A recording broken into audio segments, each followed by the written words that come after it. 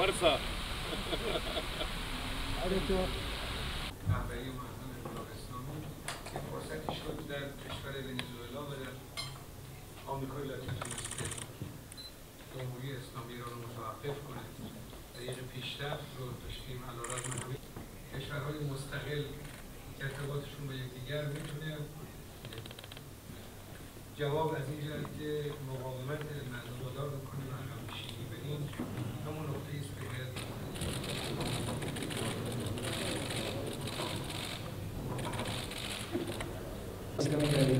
la República Bolivariana de Venezuela va a ser firmado.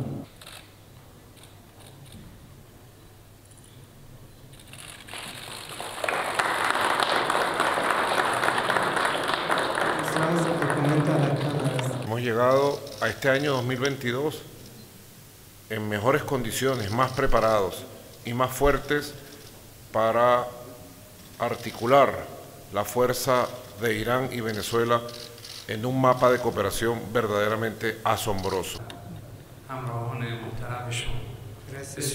Y cuente usted, presidente, y la República Islámica de Irán con todo el apoyo de la Revolución Bolivariana de Venezuela.